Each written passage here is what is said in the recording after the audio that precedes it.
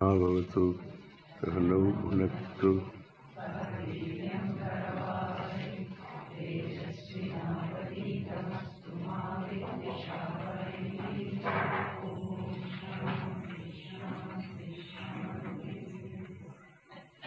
Om Shruti Smriti Purananam Alayam Karunalayam Namami Bhagavatpāda Śaṅkaram Lokashaṅkaram Śaṅkarācāryam Keshavam Badarayanam Sutra Bhashya Kritav Vande Bhagavantau Punah Punaha Namah Shri Śaṅkarānanda Guru Padambu Janmane Savilasa Mahamoha Raha Grasaika Karmane Tatpadamburuhadvandva Seva Nirmala Chetasam Sukhabodhaya Tattvasya Vivekoyam Vidhiyate.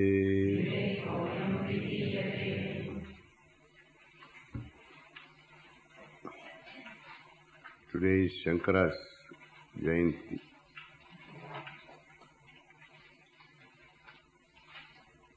It is because of Śaṅkara we are all here.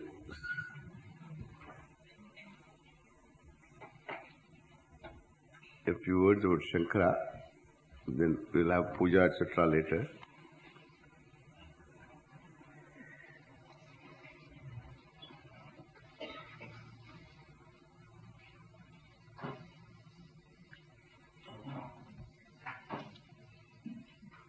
Okay.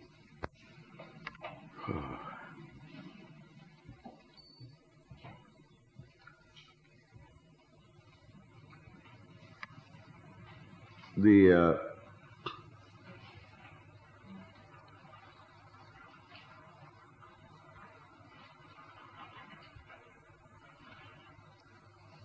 beginning from Vyasa, there is an unbroken tradition of this teaching. Before Vyasa also, the tradition was there. The Veda itself has introduced the tradition of teaching. If you look at any Upanishad, which is after all part of the Veda, it's in the form of a dialogue. There is a teacher involved, students involved. Many Upanishads mention their names.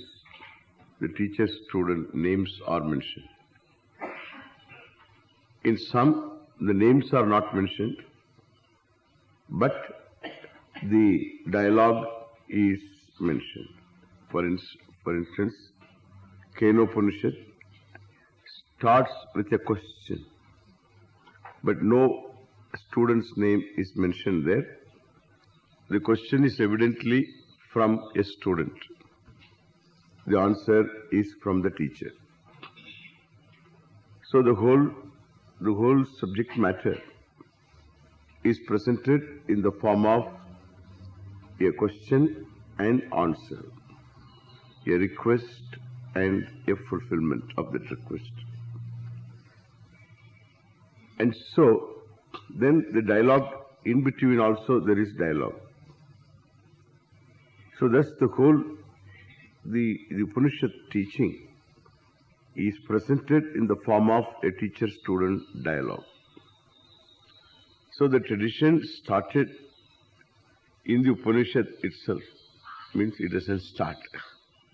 When we look upon the Veda as a body of knowledge revealed to the rishis, then there is no starting point of this. And thus you find it is a spiritual tradition is a teaching tradition. If someone were to take seriously the Purushartha, the Moksha Purushartha, and the Purushartha is there, known to all, those who have had the exposure to this culture, religious culture, so they cannot but appreciate moksha as a Purushartha. Like even Arjuna knew that there was such a thing called Shreyas. Suddenly in the battlefield he asked for it. Shreyas means moksha. He also knew that one has to be a disciple for that. And he also knew that there should be a teacher for it. So Arjuna had the knowledge already. The Purushartha Jnanam was there. But the Purushartha did not become his immediate end to be accomplished. So that was kept in the back burner. And because there are other things which are more predominant, and there were to be predominant pursuits were there, and those pursuits became predominant, moksha was somewhere in the background. So in the battlefield, what was in the background emerges to the forefront. And then he pursues that. And so it took a battlefield for him. But this can happen to anybody at any time. So what is in the background emerges to the forefront because of the availability of such a pursuit. And therefore, so this pursuit is there. If somebody takes to this spiritual pursuit, then he seeks a teacher, and then the person becomes a student, and then studies the Shastra. So Shastric study is not a book study, it is spiritual pursuit. This has been, therefore it is a teaching tradition. This vision that there is one and it is whole and one cannot be separate from the whole. So this as a vision is found in all traditions. And in all traditions all over the world, there were in every generation, there were people perhaps talking about this, just mentioning about this in their literature or in the writings, whatever. You find this statement. Aldous Huxley wrote a book, Perennial Philosophy. So in which he doesn't say anything new. What he did, he collected from all cultures of different generations. So the various people talking about the same thing in different languages. But those people are all some kind of mystics. And then they had this kind of a recognition of the oneness in some form or the other. And that they gave expression to. That is Vedanta. Really speaking, that is Vedanta. And they got it perhaps somewhere. They read, somebody said or something, whatever. So this is there. But that is a stray statement. And that is not backed up by a whole what you call tradition of teaching to make the other person see. So that is not there. A mystic may have some kind of an experience which he recognizes in certain way, with some help, whatever, or without help. And that is mystic, because the person is a mystic. That person cannot make another person a mystic. If a mystic can make another a mystic, then there is nothing mystic about what he knows. Because there is a means of communication. Where there is a means of communication, there is nothing mystic about it. And therefore, so like your arithmetic, any other discipline of knowledge, how it is learnt, it is unfolded, and they have a method of unfolding. And similarly, here also this vision is unfolded, and that is, the vision is Vedanta. And not only the vision is Vedanta, that whole method of unfolding, the tradition of teaching, is also a part of that Vedanta Shastra. And so we have an unbroken this flow of this tradition, and Vyasa captures this tradition in his books. In the Mahabharata, so whether the Puranas were written by one Vyasa or many Vyasas, they say Vyasa was like Patelji, so is a generic name. Some kind of one fellow wanted to find out one Patel in Los Angeles. And then, he looked into this directory to call this Patel. And then there were some 5 pages of Patels. And so 5 pages of Patels, how is he going to contact Mr. Patel? It's over. And therefore, so Vyasa can be like Subramaniam in South India. So Vyasa can be a common name, and therefore there were many Vyasas perhaps. These 18 Puranas written by Vyasa means maybe many Vyasas were there. Because some of the Puranas also are like that. When you read them, so they sound like them. But you read Mahabharata, you can't miss Vyasa. And therefore that is Vyasa. Then Mahabharata is made of Vyasa. And there he presents the Vedanta Shastra in the Bhagavad Gita, and also he analyzes, so in the entire Vedanta Shastra, in the analysis, in what we call Brahma Sutrani.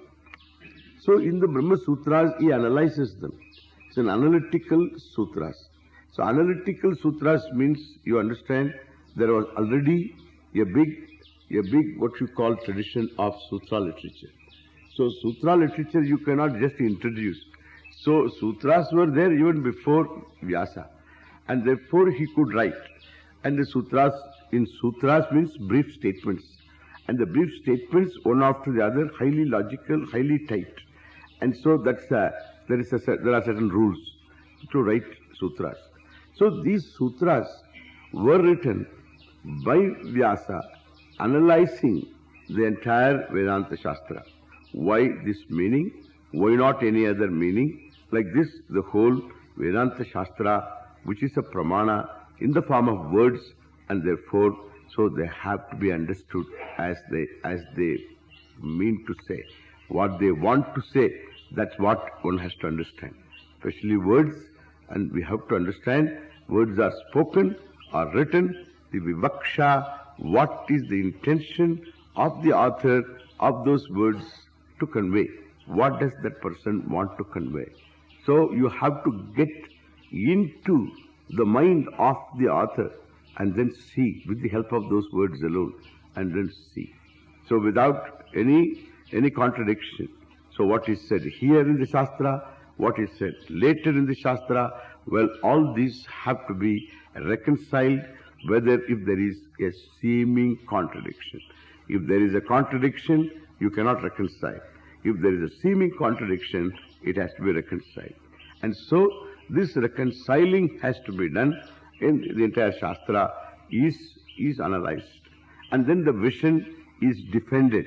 The vision is defended. Shastric vision is arrived at, and afterward the vision is defended against other schools of thought. And each school having its own idea of what is moksha and what exactly is the truth Atma and what is God, if there is one, what is the reality of the world, etc. So thus all others are dualists. All of them are dualists. Even though they may say this and that, but all of them are dualists. So if you say all that is here is Brahman, and therefore if all that is here is Brahman, then you have to account for the duality. And the duality has to be reduced to purely mithya, and which is done by the Shruti herself. And therefore, so the Shastra is very, very clear, and the defense of what the vision unfolded by the Shastra is not very difficult at all. And so that is being done in pointing out the fallacies in others' arguments, propounding an alternative view. And that's all done in the Brahma Sutras, means Vyasa's Sutras. And whenever there is a Sutra tradition, then there will be a Bhashya tradition also. So when the Sutras are there, Sutras have to be introduced and then taught to people, his own disciples, immediate disciples. Then from there the tradition is brought down. Because you cannot really just write the sutras and then leave the people to understand the sutras. That's not possible. And because each one will look at it in his own way, and because it is too brief, and therefore it is tight, but the meaning has to be said. Therefore, the one who authors sutras teaches his own disciples those sutras, and then they remain. In fact, it's all oral tradition. The sutra itself came into vogue because of this oral tradition alone, to remember. So you cannot remember. So pages you cannot remember. Pages of arguments are involved, and all those cannot be remembered. But one simple sutra is remembered. And that atato brahma jignasa. The sutra is remembered. Then, and all the arguments go along with it because it's logical. And therefore, so you have this tradition, how the sutra is unfolded. The key for unlocking the sutras is also provided, like when you produce a machine, then the key also. When you produce a software, then there is a key how to unlock, how to employ that software. Make use of this software. You must give the key. And so too here, the tradition was introduced so by Vyasa himself, and that, of course, is again captured. It's all oral, and the whole sutras were committed to memory, and thereby the whole vision and all the arguments, all of them are held in your head. When sutra is there, the whole argument bunch is a sutra is like the surfaced noodle. So you pull that out, and everything else comes out also. One bunch comes, then another noodle like this. So it has, each sutra contains a whole body of arguments and conclusions. And that is how the sutras are. They were used. That's how they were. Because they had to memorize everything. So arguments you cannot memorize, and all of them are just brought together in an essential form in one sutra. Mean to establish the meaning of that sutra. All these arguments go along with, and therefore, so they had this sutra literature. In Indian literature, Sanskrit literature, sutras form a very big bulk. Understand? Sutras on Dharma Shastra. So sutras, how to perform rituals also, we have got sutras. And the grammar, entire grammar for the language. So there are sutras using meta-language. Brahma Sutras do not use meta-language. Brahma Sutras use the natural language, and the natural language is Sanskrit there. But because it's dealing with the subject matter. But the language, if you have to, so how a word is formed, etc. So there naturally you are dealing with letters, you are dealing with syllables, you are dealing with rules, and therefore meta-language becomes imperative. That's why they have used the meta-language, means symbol language. So that you find using a meta-language, the whole natural language is presented. Amazing, really it's amazing how they could do that. And Panini, writing those sutras, he himself mentions other sutrakaras, other grammarians. So when Panini wrote already, he had a tradition of teachers of grammar. And therefore, so this, that sutra, when he introduced the sutras, he taught his students. And then afterwards, this tradition is captured somewhere in the form of written words. The oral tradition is captured in the written words. And thus you have, so a Bhagavatpāda writing a few things about this Upanishad, what is the vision of the Mandukya Karika, one Upanishad, and then Mandukya, then he writes an independent work on that Mandukya itself. Before Śaṅkara, there were a number of acharyas. There was one Dravida-acharya, Śaṅkara quotes, and thus you have so other acharyas who had gone before, and some of them had written. And there was there were other Vrittikaras, etc. There were Bhardra Prapancha, Vrittikara. So Brahma Sutras were commented upon by people. So, I mean, short commentaries, just explaining the sutras. That's called Vritti. And like this, Śaṅkara himself quotes other acharyas. And then in Śaṅkara's time itself, there was a lot of discussion going on, and he picks up the various contentions of people. There were contemporary fellows looking at the same Shastra and coming up with different meanings. And therefore, so in his contemporary society, whatever views were there, and he had analyzed them and shown exactly why this is to be viewed. Means already there is a traditional view, and the traditional view is defended against non-traditional views. Therefore, Śaṅkara captured the entire teaching tradition. So in the form of words, written words. And all these written words, today if you are reading, and they were all on palm leaves. Copies were too many, because each one had to write. Śaṅkara wrote something means there will be hundreds of people writing down, and all over the country. So you had Śaṅkara's Bhashya in the form of palm leaves. Not one, hundreds and hundreds of them. Because Śaṅkara's commentary, and every person who knows, who has got the love for the traditional learning, so goes for that. And then in those days you have to write. And this you have hundreds of bhashyas.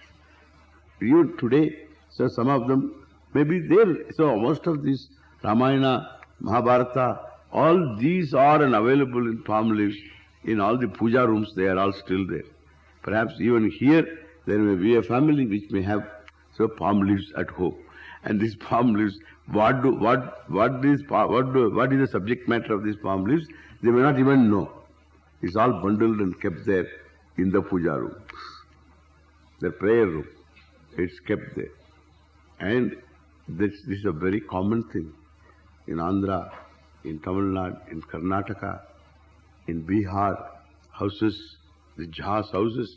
So they say there are palm leaves still.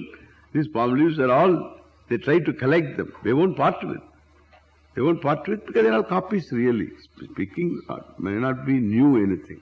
There may be something new also. And so we have, these palm leaves are here in our library. We have some copies. Have you ever examined that? Palm leaves you have not seen. And so we will bring the next session. We will bring the palm leaves here. I'll show you. So this we have like this Śaṅkara's commentary on these Upanishads, Gita, and main Upanishads, 10 Upanishads, and then the Bhagavad Gita and Brahma Sutra.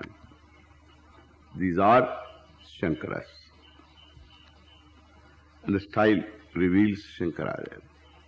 There are not many Vyasas like there were also many Śaṅkaras. And why? Because there were not many Śaṅkaras. What happened? Then the Śaṅkara's disciples, so they called themselves as Śaṅkarācāryas. Even though each one had a name, but generally the person is called Śaṅkarācārya. And therefore Sringeri Śaṅkarācārya, Kanchi Śaṅkarācārya, and Joshimath Śaṅkarācārya, and then this Puri Śaṅkarācārya, Dwaraka Śaṅkarācārya. There are other small mutts are there.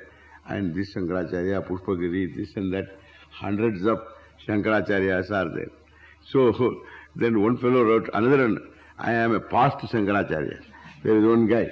So some unknown mutt. And then this fellow, he was the Śaṅkarācārya of that unknown mutt. And he was the past Śaṅkarācārya iti. I say, if you had given up that mutt, then why do you write about that? So he wants to encash on that. So you are the past Śaṅkarācārya iti. So he wants to encash. There are some fellows like that. And so what I say, there are too many Śaṅkarācāryas. And their books also came into the picture. And whatever, some of them were learned. And so they also contributed. They all wrote verses, Bhajagovindam, etc. So those things also become the literature of Śaṅkara. So they say this is also Śaṅkara. Everything is Śaṅkara. Achyutam, Keshavam, Rama, Narayanam. This is one verse is there. And so they say this, one Ashtaka, 8 verses are there. This is also Śaṅkara. Everything is Śaṅkara. So like this, it goes on, the literature goes on and on. And it is endless, it is. And so this Stotra literature, simple verses of praise, and so many of them attributed to Śaṅkara. And then they have got all these Ananda Lahiri, Shivananda Lahiri, ityadi. So these things also are attributed to Śaṅkara. So all these are attributed to Śaṅkara. Which Śaṅkara we don't know. But we all know one thing. And that is the literature, the Bhashya literature. That is Śaṅkara's. And thus you have a very terse prose. So all of them, it's written in prose. Naturally it's a commentary and it is written in Sanskrit prose. And we call Śaṅkara always as a Bhashyakara. There is another person before Śaṅkara. His name was Patanjali. May not be the Patanjali of Yoga Sutra. There was a Patanjali, and that Patanjali was the Mahabhashyakara. So Mahabhashyakara, this Mahabhashyakara was the Patanjali who wrote the Bhashya for Grammar Sutras, a commentary on Grammar Sutras. So the style of the Mahabhashya and the style of Śaṅkara would concur. Anyone who has studied both will say he follows the Mahabhashya style. Looks very simple, very profound. And thus, so he handled the language as Mahabhashyakara did, and that is how he handles the language. Therefore, when you say Bhashyakara, it's only Śaṅkara. Mahabhashyakara means Patanjali, who wrote commentary on Paninian Sutras. So we are certain about whoever wrote these commentaries, and that person is Śaṅkarācārya. He is the one who is Śaṅkara. And thus, so don't quote Bhajagovindam. I read somewhere, so Shankara Jayanti day, on this particular day, somebody spoke in Madras, and one Samananda, and he says, Śaṅkara was so great. He said, Bhajagovindam, Bhajagovindam. So, Śaṅkara's greatness is not in Bhajagovindam, I say. So, Śaṅkara's greatness in that it lies in his what you call commentaries on the Vakyas, on the Sutras. The Vakyas, the sentences of the Upanishads, and the sentences in the Sutras, of the Brahma Sutras, there you should see. There you should see the sentence, each sentence. It's so profound. You will be surprised and sometimes also discouraged, I tell you, if you look at the type of literature that we have. Brahma Sutra is only just a small little line. Atato Brahma Jignasa. One sutra is over. Janmadhyasya yataha. Second sutra is over. Shastra Yonitvat. Third sutra is over. So then the first 4 sutras are considered to be the subject matter of the entire Brahma Sutra. The 4th sutra, Tattva Samanvayat. Then afterwards, Ikshaterna Shabdamiti. It goes on. Now in this, so one sutra you take Atato Brahma Jignasa. Śaṅkara writes a commentary. first introduces the Brahma Sutras, which is a small introduction, a very profound introduction. After that introduction, then he introduces the sutra. The sutra, the whole topic is introduced, and then afterwards the first topic, the first sutra is introduced. Each sutra is one topic. Afterwards, in every Adhikarana section, there may be more than one sutra. There are more than one sutras. Afterwards, it is more than one sutra. Here, only one sutra. It's a binary approach. Afterwards, all topics are binarily, all questions, all doubts are discovered, are discussed in a binary way. This binary approach is the best approach because there is no confusion. You pick up the topic and then you take one point of view you take. That is the Purvapaksha. So one point of view. You look at the topic, this is how I look at it. And then Siddhanta, no, that is not true. That fellow gives the arguments, and then Siddhanta, the conclusion is, those arguments are wrong. Then you give. This is binary. One topic is over. And therefore, so if there is any other meaning that is there, again that is dismissed, all binary. If that is over, then the fellow raises another objection. Again that objection is again discussed like that. That is one section. Then another topic you take. And then again binary view. One is the Purvapaksha, the other is Siddhanta. And in the argument, if there is further arguments are there, and those arguments also are met with in the topic. This is how the whole topic is discussed. No confusion. One by one you take and then discuss. One by one. Otherwise it will be confusing. I think that's the greatest method of unfolding a subject matter and clearly. So there is clarity all the way. So it's not just kacha, all kinds of topics you keep on discussing in one topic, under topic. And so nothing is done. Nothing is accomplished. So that's what the Vyasa does. And Śaṅkara, of course, writes his commentary. This is the commentary running 2 pages. And then once that Tato Brahma Jignasa, thereafter, therefore, inquiry into Brahman, desire to know Brahman. Thereafter means what? Thereafter, after retirement. What is thereafter? Therefore. What is therefore? What is therefore? There's a hetu. And then that means therefore means thereafter, therefore Brahma Jignasa. Thereafter. So when that person has discovered the Purushartha, that there is moksha as the Purushartha, and that fellow has qualified himself, equipped himself, mature enough, there is no other way of gaining moksha, and therefore inquiry into Brahman, and for which Shastra is the pramana. Therefore, Shastram, the entire Vedanta Shastram, is now going to be dealt with here. What does it say? Excellent. So this is the first. This is said in so many words. There again objections, etc. Whatever objections were there, all those things, the tradition, he follows the tradition, plus any contemporary views are there that also are taken into account. That's how every Acharya is going to be. So when we are teaching now, so we will take into account all this, so this, no step gazing meditators also. So we are going to, because, so the Śaṅkara doesn't talk about no step gazing meditators. He doesn't talk about, but I will talk about, because there are people who go after the tip of the nose. And so therefore I will discuss about them. I will discuss about all the theologies that are there current.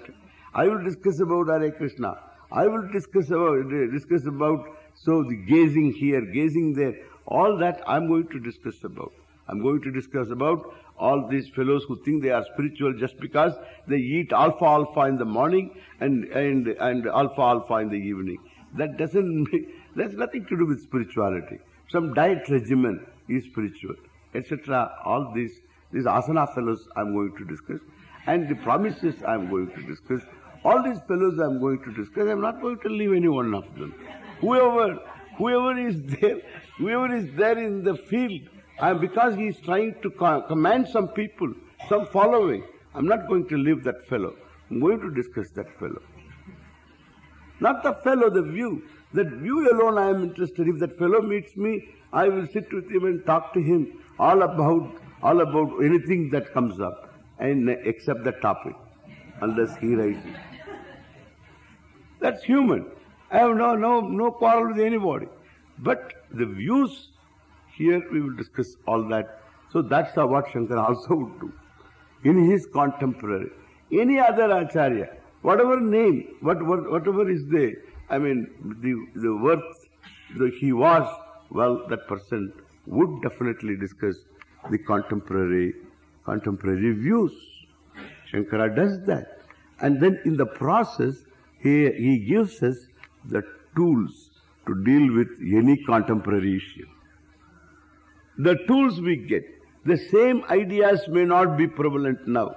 The same Anu, so there was an Anuvada, there was an atomists were there, the particle fellows. In fact, they were particleists.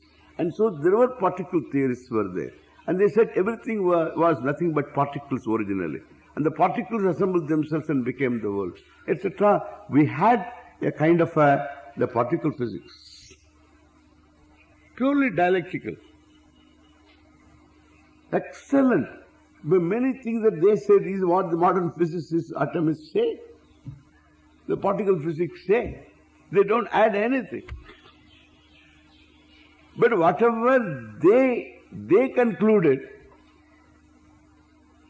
on that basis, certain conclusions are there done, and so those things are all discussed.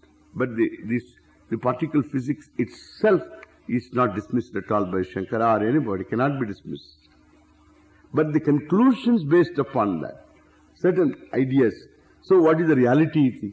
So those things are all naturally, they are very well discussed by Bhashyakara there. Therefore I have all the tools to deal with any other person who propounds a theory other than what Vedanta says. So with the process, we get all the tools necessary for, so not answering other people, answering my own questions. Other people means they become your questions.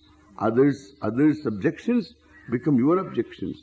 And you can't, because it is in the form of knowledge, you can't simply swallow others' objections, simply said, that's all others' objections, we need not answer. You have to answer. You have to answer. Whether that objection, you need not answer that fellow. You bought the objection and that is in your head. You can't say, we should not object this. This is not a matter for faith. It is a matter for understanding. And therefore, so you have to find an answer for that objection, otherwise your knowledge itself is inhibited. Knowledge cannot brook such kind of vagueness. And therefore, one has got to examine. All these objections one has to examine so that what is true stays true, uninhibited by any doubt or any vagueness, any error. And that is knowledge, that liberates. Because you are free already. That liberates. And therefore, so Śaṅkara becomes a very important link, because before Śaṅkara, whoever authors were there, we don't have the books. We don't have the literature. There might have been great shining links in the whole chain. Very shining. Some links only hold. Some links just not only hold and they glitter. And thus you have some platinum links are there. Some shining links, golden links are there. And thus, so certain links of course hold the tradition all right. Nothing new is contributed, but not in any way less than anybody else. For in this one knowledge alone, there cannot be any corrosion. erosion. It's not possible because you are not talking of details. No addition is possible. No subtraction is possible. Either you know or you don't know. That's how it is. And therefore it can be handed over totally. But each upadhi, each individual there, each link has his own upadhi. He's got his own other what you call skills, the skills of communication and the felicity of language, etc. All those things are going to come to the person's aid to embellish his own teaching. And therefore you find that it's only the tradition gets enriched by such people. And thus you find Śaṅkara is not merely a link in the tradition. Sadashiva Samarambham, Lord Dakshinamurti, in the form of Lord Shiva, Ishvara. Shiva means Ishvara. Originally, Lord means only Shiva, Ishvara, who was called Vishnu, who was called Narayana, who was called everything. And then he was Shiva. Temple means in India, and according to Shilpa Shastra, only Shiva temple.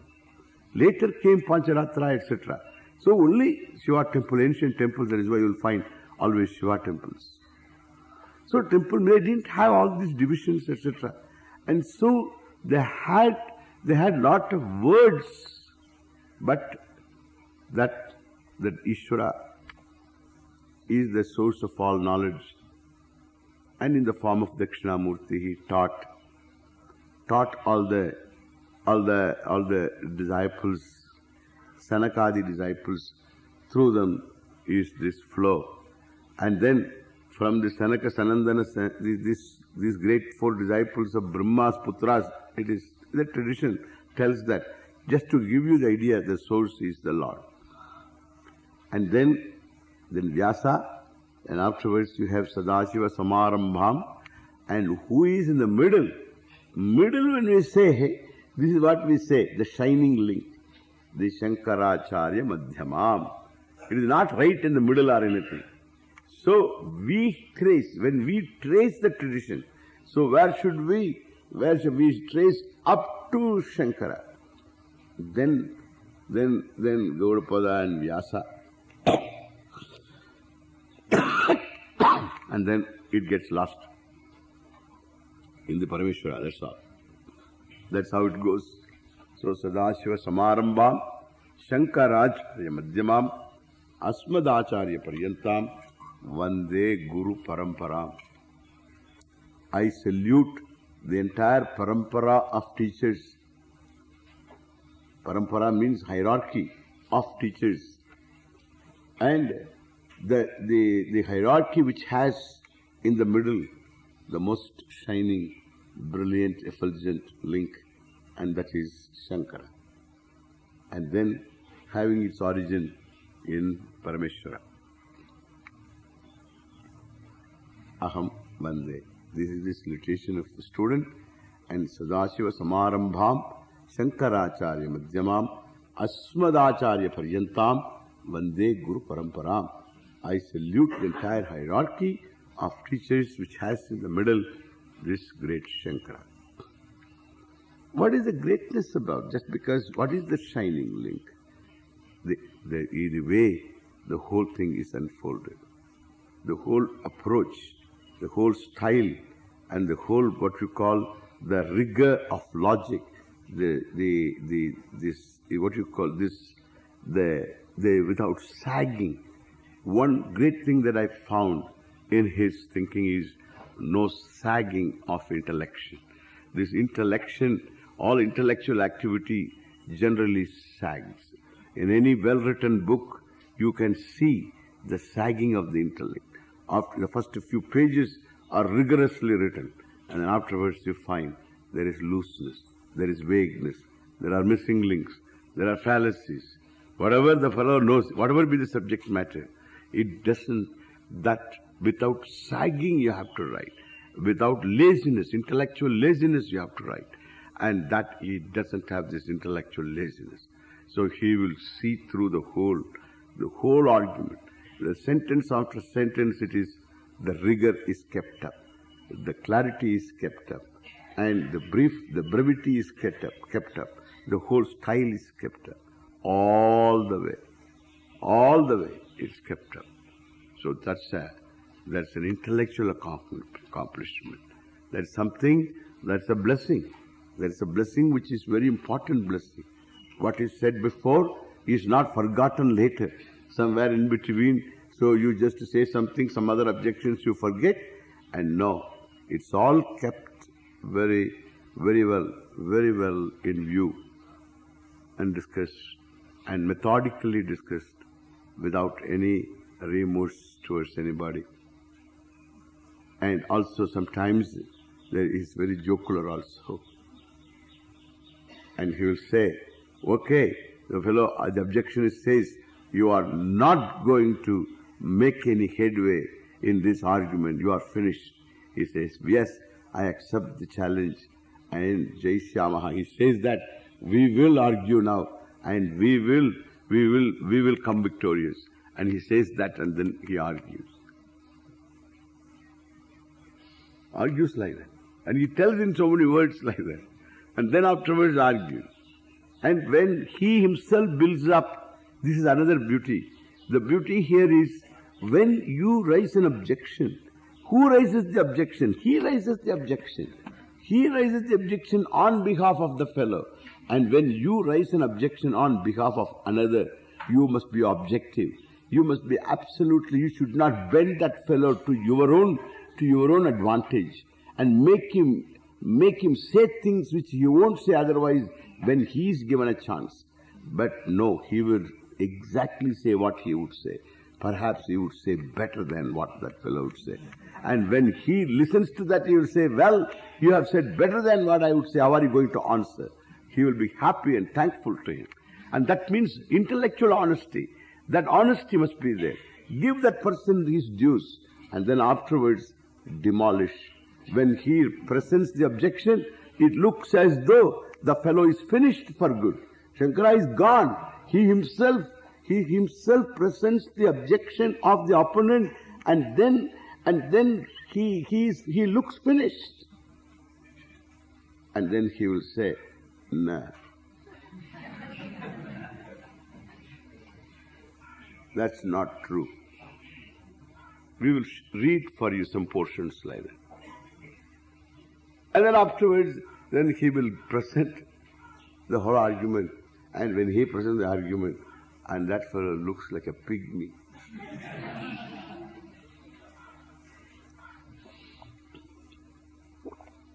He makes you laugh and makes you also wonder how come. Feel ashamed sometimes. How come that I didn't figure out? It is so obvious, we miss the obvious.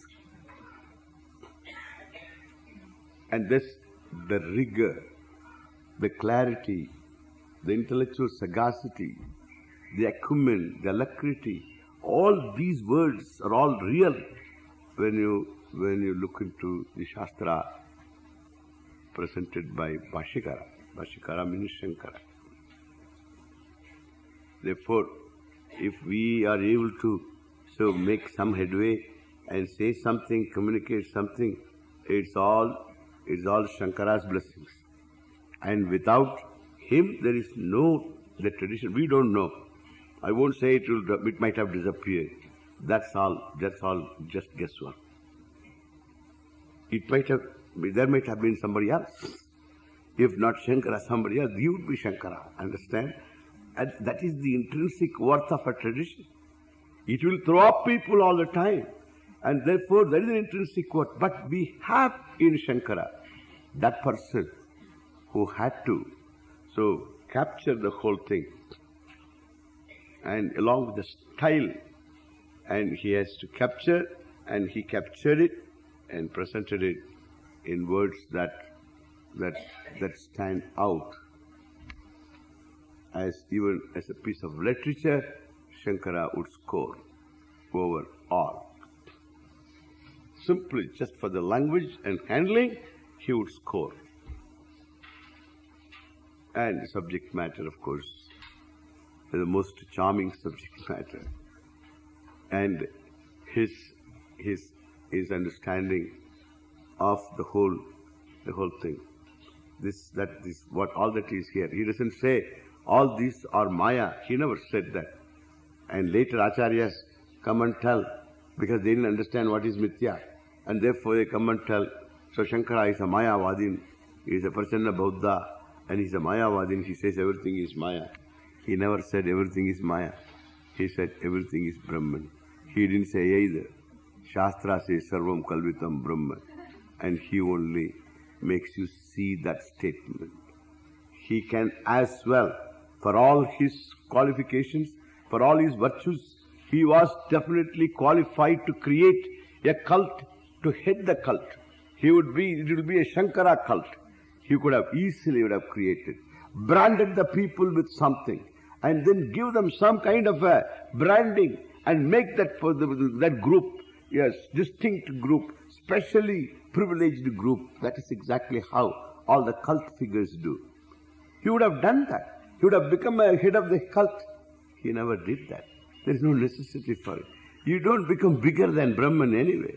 You don't need that. You don't need that. There is no pressure. And therefore he is not a part of Brahman. He is not separate from Brahman. Then only you need all that culthood, etc. And therefore he just enjoyed he saw the beauty of the pramana working. And therefore all that he had to do was, hey, this is how the pramana works. This is how the words work. And just he not only unfolded the pramana, he maintained and also safeguarded the purity of pramana. How the pramana works, how it has got to be understood, and thus he just was an acharya and he was happy. That's what anybody would be. When you are told by the tradition you are Brahman, you are not going to become better than that. If you think if you are going to become better, that means you are not understood. And therefore all the acharyas were like that. They might have gone unsung, unheard, but there were hundreds of acharyas like that. And therefore, so that he had relegated himself to the background as a teacher, just as an acharya presenting the Shastra. And therefore, what really liberates is knowledge, and for which pramana, and that has to be handled Shankara. There comes Shankara. It has to be handled, and Shankara gives me that particular method of handling. How the words have to be looked at, and without that key provided to us that has been coming down, that key is an important key. And therefore, so you are here, I am here, all because of Shankara. We will do puja there to him at 10:30. 10:30? 10:30. 10:30. Okay. Om Purnamadav Purnamidam Purnat Purnamudachyate Purnasya Purnamadaya Purnameva Vasishyate. Om Shanti Shanti Shanti. Hari Om Sri Guru Namaha. Hari Om.